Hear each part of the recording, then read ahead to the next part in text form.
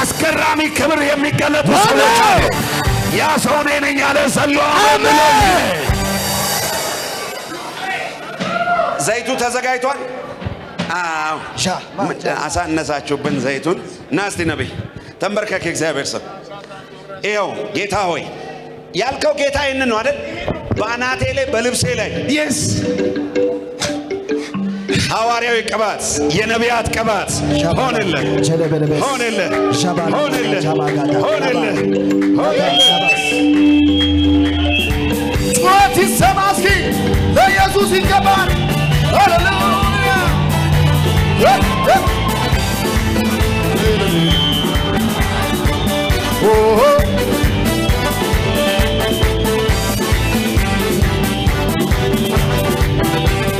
ነፍሴ ለመለመች ለመለመች ለመለመች ጌታ ጌታ ስላገኘች ለመለመች ለመለመች ነፍሴ ለመለመች ለመለመች። ሁላችንም በእግሮቻችን ቆመን መዝሙር እንዘምራለን።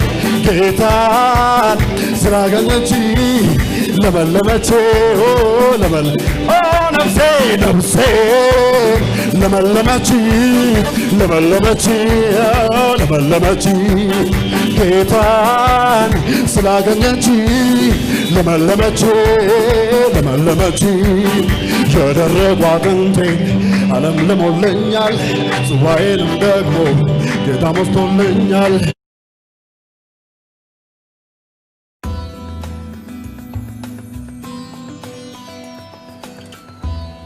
In my book, The God Virus, I discuss hypnosis at length because it's so important in understanding how a church service works, a mass, or any religious service. A recent study at the University of Missouri found that the brain areas involved in spiritual experience are the same regardless of religion, whether it's a Buddhist, an Islamic person, a Christian. The brains and the brain chemistry is the same. Religion simply, through its services, evokes certain brain sequences and brain chemistry. So the key to a good church service is to evoke the right biochemicals in the brains of the congregants. So let's talk about church services and hypnosis. Now, I discussed this in an earlier session, but I want to go to a little different angle and a little different detail here.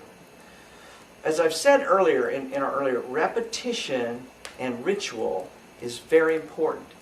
For example, Catholics have you stand up and kneel and do all these things at least 13 times in just a single Mass. And I'm just talking a normal Mass. Pentecostals have loud music and ritualistic singing and swaying. Oh, Lord, save us. Oh, Lord, have mercy on us. And they go back and forth. Get on YouTube and look at a video of Sarah Palin, the vice presidential candidate's church up there in Alaska. You will see an entire congregation in a trance. Watch the minister of that church as he preaches. Watch him pace back and forth. Back and forth. Watch him repeat phrases over and over again. Watch him use verbal cadence, that accents, the same place, every time. Sooner or later, it starts getting the group into a trance state. A good church service is designed to get a result. Now that result may mean more commitment to the church. It may mean more money to the church. It may mean proselytizing the church. But the entire service is designed for some kind of result. Ministers spend hours thinking about and designing a church service that will get the result they want. Music and the sequence of the service takes people through an entire emotional experience. Done right, it leaves people with a mild euphoric sense that they then attribute to the God, to some spiritual aspect. The key psychologically is to get the congregants to associate the feelings they experience through the trance and ritual with a God or a spiritual experience. This ties them closer to the church. They feel like, wow, church did this for me. I feel much better. I feel like my sins are gone, so I need to come back. They believe the only way they can get this feeling is through the church. Of course, that's what the church wants them to think, is the only way they can get the feeling is to come to church every Sunday. They might get the same feeling from another activity like yoga or a simple meditation exercise, but they wouldn't get that with the church. Many of the, especially more conservative churches, are suspicious or oppose hypnosis or psychology or secular meditation techniques. Probably because if someone discovered they don't need a church to feel good about themselves, it might make them less likely to come back to church.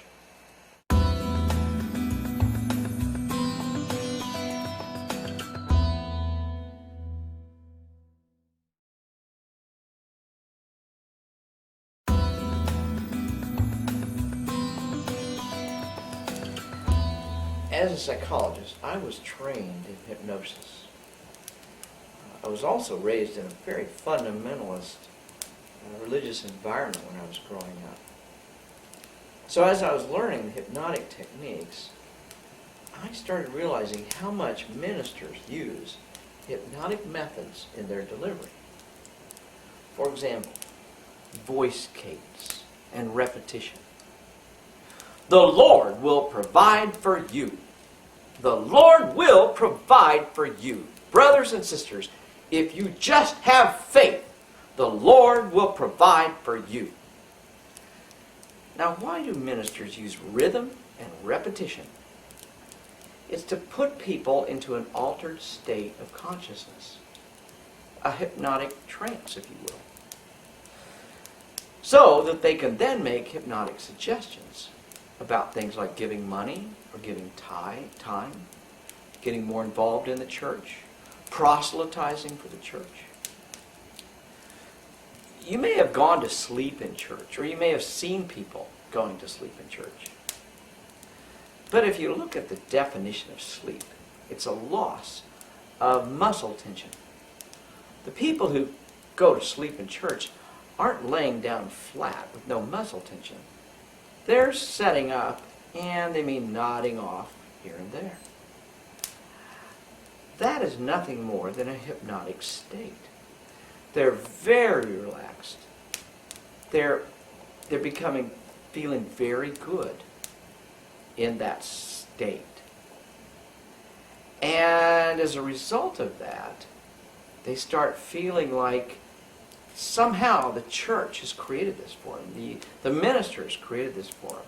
And they attribute it to God or spiritual experience. And they leave the church feeling very good. If you think of it as that minister has put them into a hypnotic trance through his repetition, through his use of rhythm,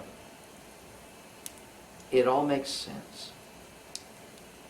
Being raised in a fundamentalist home, I saw this from very early in my early childhood training. From the music, to the minister's voice, to the repetition of rituals, all are designed to create an altered state of consciousness. So, post-hypnotic suggestions can be given to give money, to give time, to proselytize. I'm going to talk about music later, because it's a special case. But we'll leave that for another time.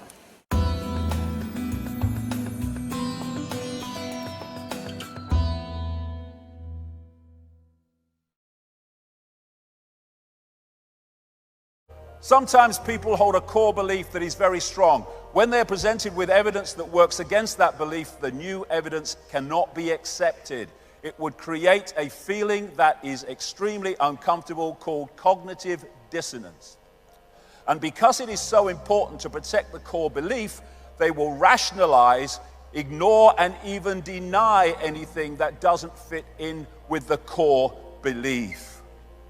Mark Twain, it's easier to fool people than to convince them they have been fooled. Why? Because they don't, understandably, want to realize they've been fooled. But it's a wonderful thing to realize you've been fooled.